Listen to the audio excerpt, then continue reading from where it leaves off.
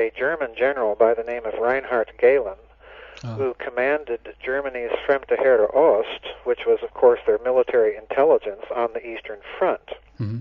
And what they negotiated was basically that Gehlen turned over to the United States the entire military intelligence operation of the German Wehrmacht in Eastern Europe intact.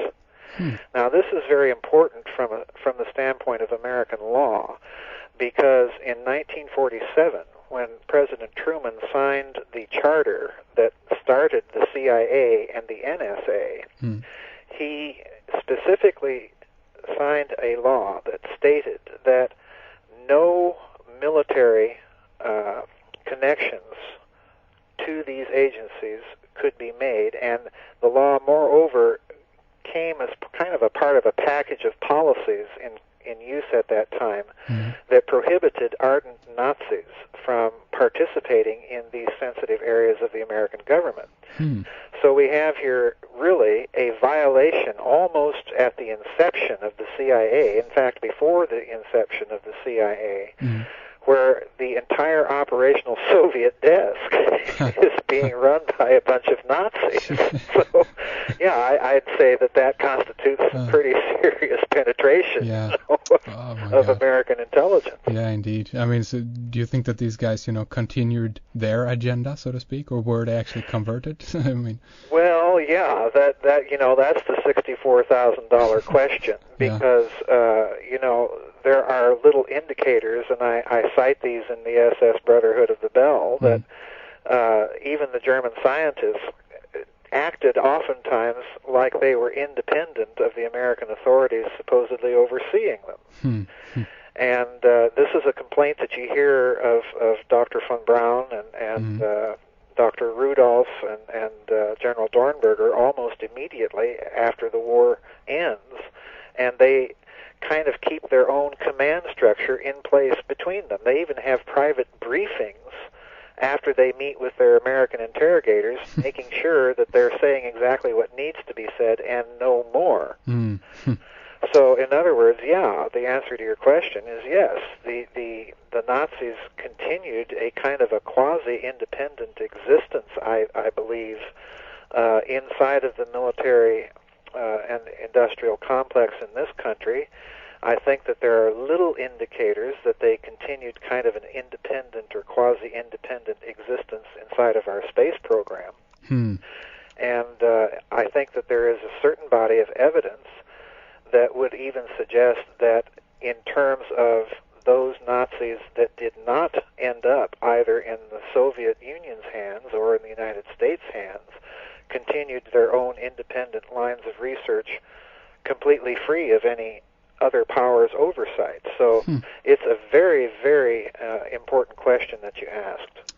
I have to ask this one because it's too interesting to stay away from, considering that, the U.S. was on the moon in '69 and never has been back since. This, obviously, begs the question, did these guys, help along and develop the moon project and so forth? But after, when they were gone, were the knowledge lost, meaning that, the Americans in its current, conception in that sense don't have the technology to actually go back to the moon? Right. Well, this is something that has made the rounds of the talk shows in this country as well, and it's a question that is not only a good one. It's almost so obvious that one hesitates even to ask it. Sure, I think you're right. I think that the American space program is just in a complete shambles. We're using a launch vehicle that's 30 years old. Yeah. The technology is basically falling apart, and we haven't developed anything really new. Meanwhile, Russia, with its Energia boosters, is sitting on top of some pretty good space technology. Sure. And they have continued to develop it. I think that the American state of affairs right now could be written off not only to the loss of some of these German scientists, but also to some just incredibly bad management decisions that were made in the last 30 years within NASA that when you get right down to it, kind of boggles the mind. It does, yeah, absolutely. That's probably another show. It is, yeah, absolutely. Let's back things up a little bit more and return Sure. to, pre the Nazis going over to the U.S. and talk a little bit about the Wunderwaffe, as it were. There's a lot of, speculation on what this actually was, and I know that you go into your book, speculating about, Patton and so forth, what he thought of what the weapon actually was, and that there was danger actually still, when the war was coming to a close, that, the Germans in the last minute basically could turn the war again. Talk a little bit about that, if you will. Right. Well, in Reich of the Black Sun, I outline what I believe is a pretty solid circumstantial and prima facie case that Nazi Germany may have actually acquired atomic bombs prior to the end of the war. They certainly tested successfully many times, not only during the war but even prior to it. Very early prototypical versions of fuel-air bombs. So, in other words, they had an arsenal of mass destruction certainly available to them, and it's my belief that they probably employed some version of their fuel-air bomb technology on the Eastern Front, which is why we've never heard about it, because, again, Stalin would have been loath to admit publicly that, he was facing a technologically superior enemy. And it also would explain just the enormous kill ratios, if one wants to get particularly gruesome and use the military term for it. It would explain the German army's just phenomenally high kill ratios on the Eastern Front. I mean, my goodness, we're talking about casualties inflicted on Soviet Russia that are in excess of 25 million people. And to my way of thinking, there's no way, really, operationally, that would be possible simply by mere conventional warfare. I think that there was something else involved. And I think that part of the explanation lies in the use by the Nazis on the Eastern Front of some of these technologies that they had available. But more importantly, you ask about the Wunderwaffe. I take the line that the Polish researcher Igor Witkowski takes, that term cannot be applied to their vengeance weapons rockets for the simple reason that the Nazis applied other terms to those weapons. They were, after all, the Vergeltungswaffen. They were the vengeance weapons.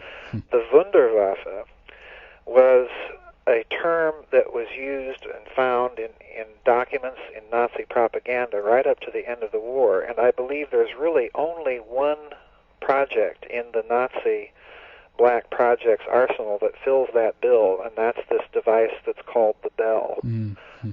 This was a device that the Nazis had classified as Kriegsentscheidend, which is a term meaning war decisive. And that term itself is unique to that project. It's a classification that's higher than any other project, and I mean any, including their A-bomb project inside of the Third Reich. So we are dealing with I think, with what the Nazis were calling the Wunderwaffe. So there we are, into the information about the Bell, obviously, of course. But before we go there, let's talk a little bit more about Igor.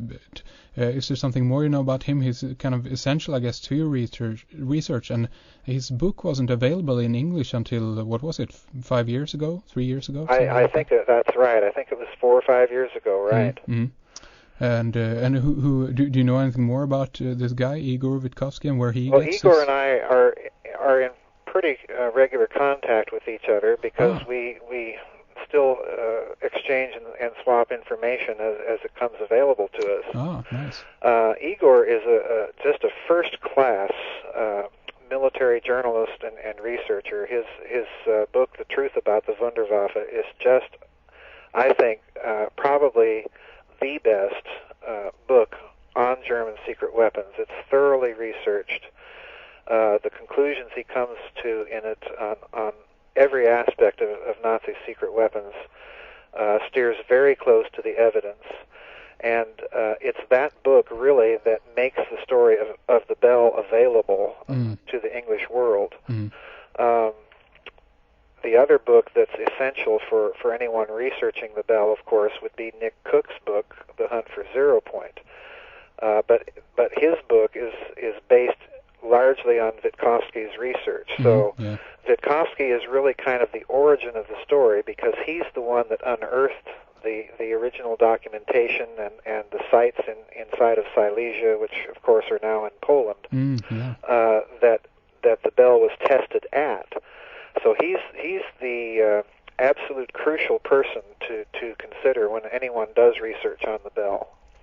I've heard the rumors that there was certain underground areas, caves and whatnot within, when the Nazis had the entire empire, when as you say, Poland was included, and a lot of other places, Europe too, that they actually booby trapped a lot of these places, and that they actually were inaccessible from after the war. Is this something that you have been able to confirm in your work?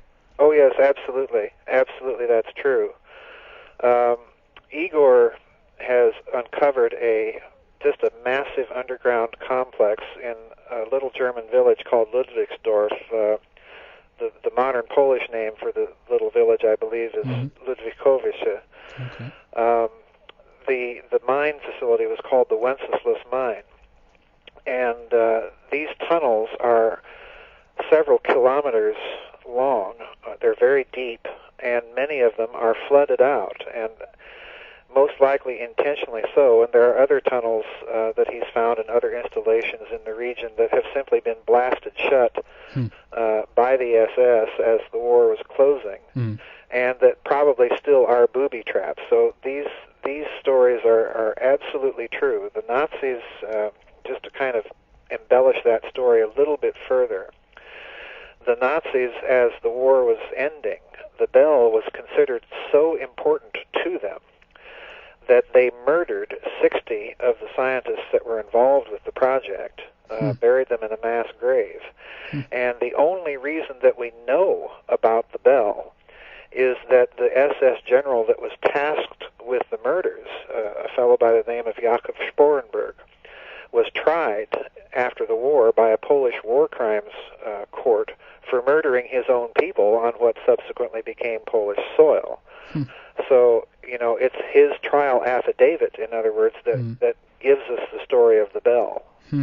Interesting. If we were to kind of dive into, I guess, the more nuts and bolts to, what the Bell actually is and so forth, I don't know, where we actually should lead into this, or where your point into all of this is. I mean, we could, I guess, speculate on the fact that they came up to this technological knowledge because of a downed or crashed, unidentified flying object, as it were, something like that? Or do you think that these guys basically started from scratch and developed a technology? What's your take on it? Well, I think I'm familiar with the allegations that there was some sort of crash and retrieval operation that occurred inside of Nazi Germany prior to the war. I've never been able to document that to my satisfaction. That being said, however, I do point out in Reich of the Black Sun that Benito Mussolini had set up a very secret research bureau in fascist Italy to investigate UFO phenomena, and I reproduced some of those documents in that book. So there is certainly something going on, at least as far as Italy is concerned, with UFOs. And at some point, after the Axis Pact is signed, I think that Mussolini most likely made that information available to the Nazis. So there is some sort of tenuous UFO connection that's there, but I simply have never been able to verify a crash. Now, as far as the Bell is concerned, then, I think this means that the physicists that were working on the Bell, I think, had ample theoretical basis on what had occurred in physics up to that time from which to pursue